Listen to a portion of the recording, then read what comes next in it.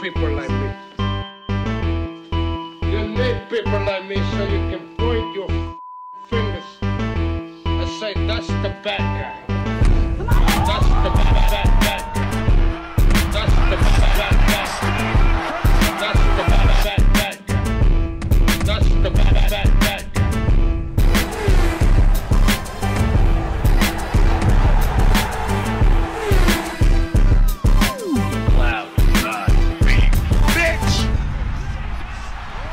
Welcome to the motherfucking relay. We're covering today's top boxing news. Ow! Okay, and now it's time for our weekend recap. We're going to kick it off with the unification match between unbeaten champions in the women's minimum weight division. Germany's own, then unbeaten, Tina Rupprecht versus East LA's own, Sinicia Estrada. Very good fight. Talk about what we saw. Tina Rupprecht was a lot more aggressive and stubborn than I originally anticipated. She was putting a lot of pressure on Sinicia. Being somewhat smaller than Sinicia Estrada. She was. Being a mid-range to inside fighter, Tina Rupprecht made it her mission to close the distance on Sinicia Estrada, who was beating those feet and playing at the angles, landing punches simultaneously. That's what separated them. The majority of the fight, which you saw, was that Tiny Tina was the aggressor and Sinicia Estrada was the defender. Like I said, Tina was stubborn. She would not be discouraged. Tina Rupprecht barreling forward, trying to close the gap on Sinicia, do some work mid-range to inside, came under heavy fire. I was actually surprised how well she was taking the punches, particularly the body shots, which I anticipated would be a big part of Sinicia Estrada's offense. I don't think very many fighters in this division could take that many body punches from Sinicia Estrada and still hear the final bell. Tina Rupprecht did. She's resilient. Very tough, very determined. Though not always effective, not in this fight. The cleaner, clearer punches were coming from Sinicia Estrada. Downstairs, upstairs, out of the orthodox and southpaw stances. She was better in every department. Better all around. You did see on occasion Tina Rupprecht get through with a very good right hand. She was having success with that punch. Though overall, she's not the puncher that Sinicia Estrada is. So even though she got through with that shot a couple of times, she didn't really put a dent in her. Sinicia Estrada got the better end of the exchanges the majority of the time, though you would see Tina Rupprecht get in with that looping right on occasion. Not that much mustard on it, but she'd land that shot. Footwork won Sinicia Estrada this fight. Movement. Managing the distance or creating it between herself and Tina Rupprecht so that Tina would in effect have to come forward and earn her meal. Then come under heavy fire in doing so. I said it ahead of the fight. Tina Rupprecht and Sinicia Estrada, they're good at a lot of the same things, but Sinicia's base style is a lot more streamlined and nuanced. Tina's more textbook. Watching this fight, I feel like Tina, she kind of ran out of ideas. What she was doing wasn't working, but she was powerless to do anything else. Yeah. Closing the distance, looking to land some punches, getting there, then being outfought and outmaneuvered. Yeah. Tina Rupprecht attempting to advance and gain ground on Sinicia Estrada, who dip off to the side, then exit. Very frustrating for the German champion. The somewhat smaller fighter, Sinicia Estrada, a little bit taller, a little bit longer legs, longer strides. Yeah. Which allowed her to cover more ground while on the move, in effect, creating space, yeah, room to throw punches, room to get shots off. Tina Rupprecht applying as much pressure as she did. Had Sinicia not been as mobile as she was, her work would have in effect got smothered by the advancing Tina Rupprecht, but she was beating those feet, playing at the angles and staying on the move. Lopsided affair. Lopsided scorecards. I want to say that Tina Rupprecht, as persistent as she was, she definitely gave Sinicia that to which she had to work around, but it was a dominant performance. I didn't give Tina Rupprecht a single round in this fight. That she was able to stand up to as many body shots as she did is really something. I think most other fighters at this weight really would have folded, but Tina kept the pressure on as best as she could. She tried it. Sinicia Estrada was just too malleable for her, too adaptable. Won a dominant points decision when becoming this division's WBC and WBA champion. Dominant fashion, leaving only Yo Costavalle, Costa Rica's Yo Costavalle, the only other champion, unified champion at this weight. It will be between the two that the undisputed crown is contested. Sinicia's got too many tools for the other minimum weights at this weight. She'd face more resistance with the fighters up there at light flyweight and flyweight. But the silver lining is that Sinisia is no stranger to those divisions. She's fought there before, been a champion there before. She's the kind of fighter that maybe you have to just outsize her. Try to, because you can't outskill her. Yeah, that's not happening. Congratulations to the newly crowned WBC and WBA champion for winning and winning in style. Lopsided fashion. There are not a lot of fighters that could do that to Tina Rupprecht, but Sinisia Estrada did. She outthought her, outfought her. She made her look basic and one-dimensional. Maybe that's why they call Sinisia super bad, because she can make her opponents look that way. Super bad. We then come to last night's main event over on Showtime, the super middleweight interim title fight between David Benavidez and Caleb Plant, a battle of the former champions. Needless to say, if you caught my live stream during the fight, you know I'm not impressed. Let's talk about what we saw. David Benavidez is a limited fighter, man. He's a pressure fighter, and as far as pressure fighters go, he is one of the more limited, crude pressure fighters. His only elite level quality really is his cardio, his engine. He's lacking in a lot of other areas.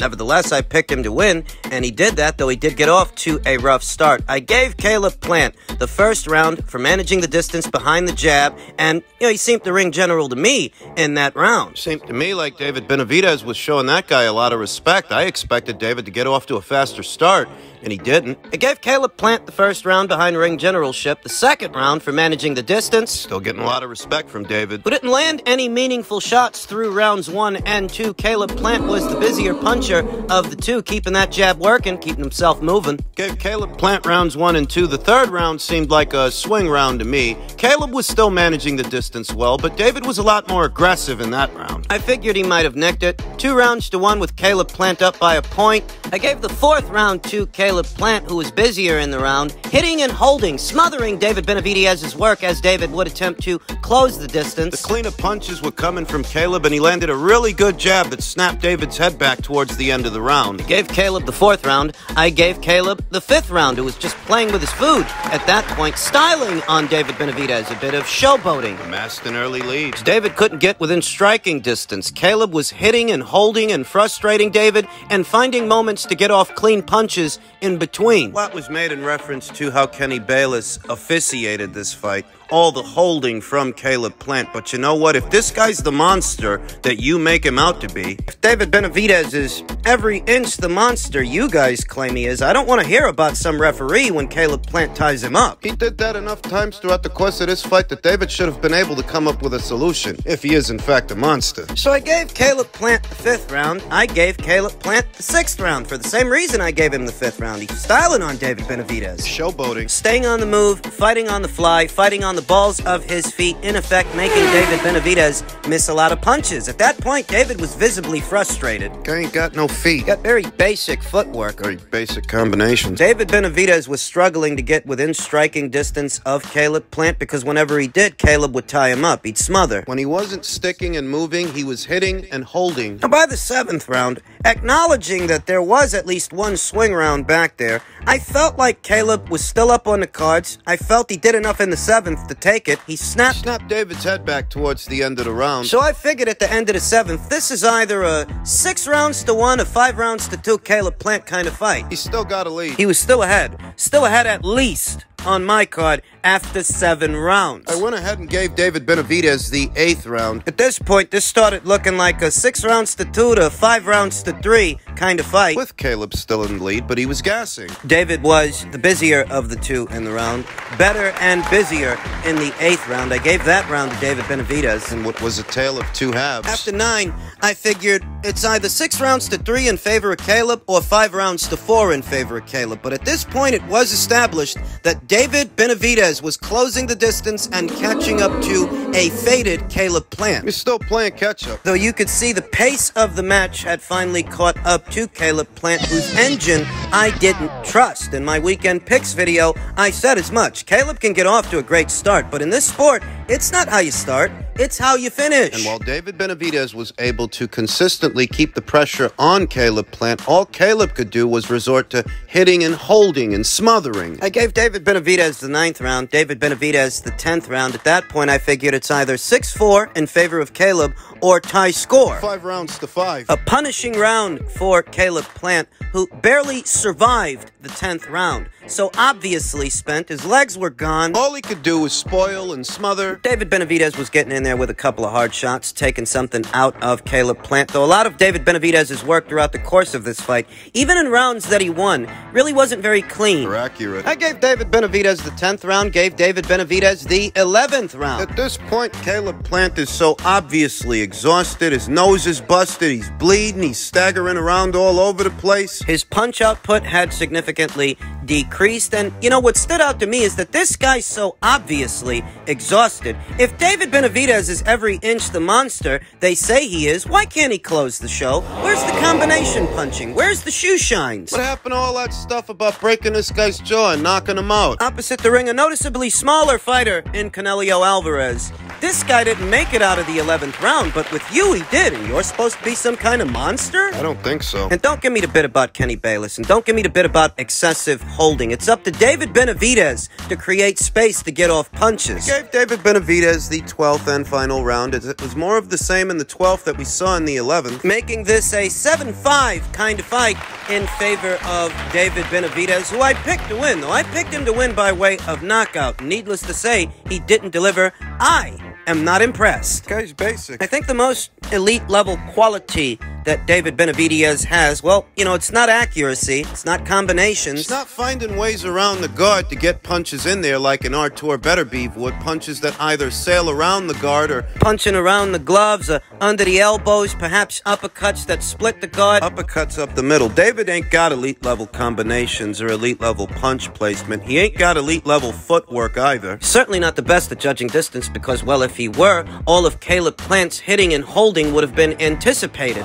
David would have been able to time him with punches, time him on his way in. From round 8 to round 12, it was obvious that all Caleb Plant could do, now that he was exhausted, was smother. David Benavidez didn't seem to have very many answers for that. His supporters, and all they can offer up, are excuses about Kenny Bayless and how he officiated the fight. This guy a monster, or is he a fucking monster? You make excuses for monsters now? I'll say anything to prop him up to guys like me and you, but guys like me and you likely are not impressed with David Benavidez's showing last night because the only elite level quality that he exhibited was he's got a good engine. He's got a good gas tank. He outlasted Caleb Plant, which is more or less what I expected. I expected that in the second half, Caleb would gas out. My assessment of the match ahead of it was that even if Caleb Plant does have the right strategy, the right game plan, I don't think he'll last long enough to fully execute it. Not successfully. He'll fade. And when he fades, he'll start taking punishment, and David will take over. But I was banking on a knockout or a technical knockout, you understand. That didn't happen. In David Benavidez, I see a very slow plotter, doesn't have great feet, or great combinations, or great punch placement.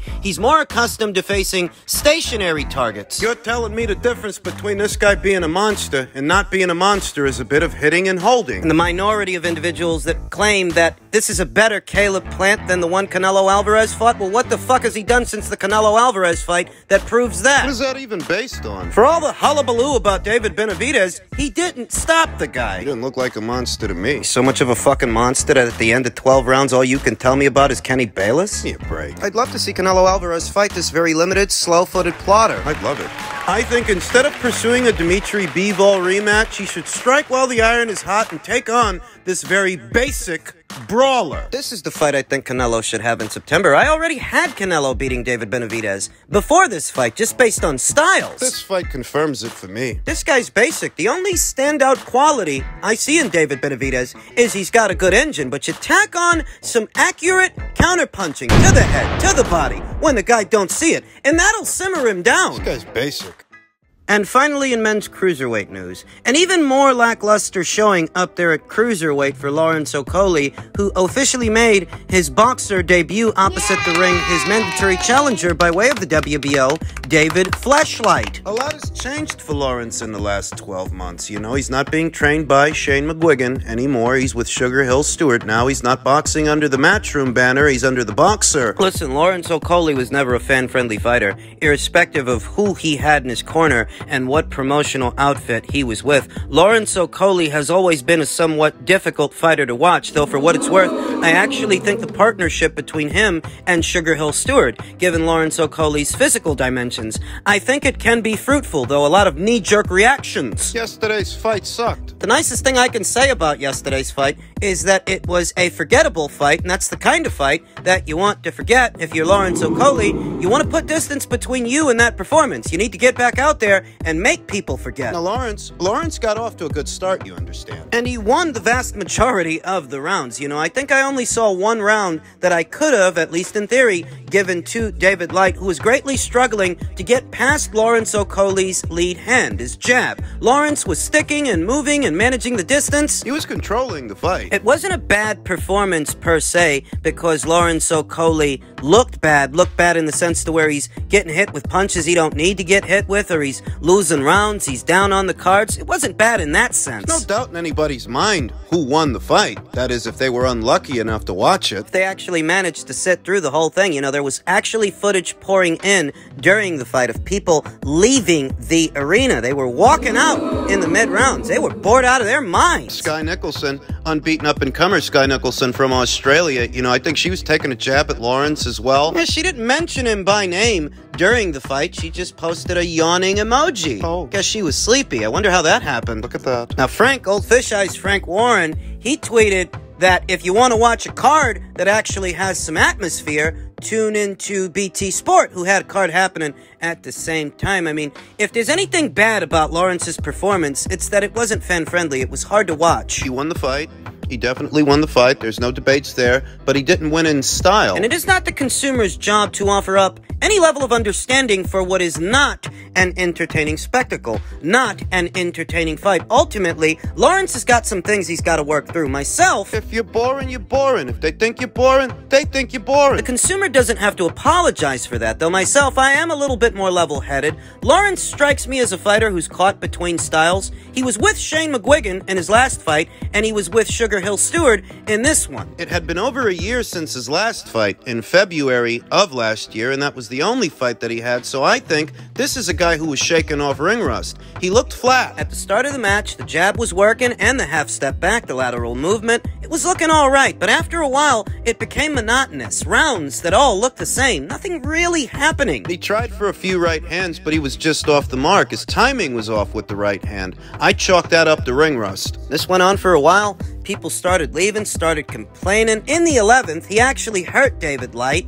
but he failed to close the show. You know what they need to do? They just need to hurry up and get him back out there, because Lawrence looked flat. And the only way to remedy that is with activity. More rounds in the bank equals more sharpness. He wasn't sharp. He started off all right, employing the jab to control David Light and keep him at arm's length, but lacked the explosivity and sharpness to connect with big punches, big shots, a big right hand. Get him a voluntary. Get him back out there at least one more time to sharpen him up a bit. On that same side of the street, you've got Chris Billum-Smith, you've got Richard Riakporhe, and you have three other champions at this weight that he can so unify with. And I think before he takes on any one of them, get him back out there at least one more time in a small fight, a voluntary title defense. Nothing major, nothing big. He didn't make himself any new fans with this fight, I'll tell you that much. And he needs more time with Sugar. You can see that. He cannot afford more nights like this.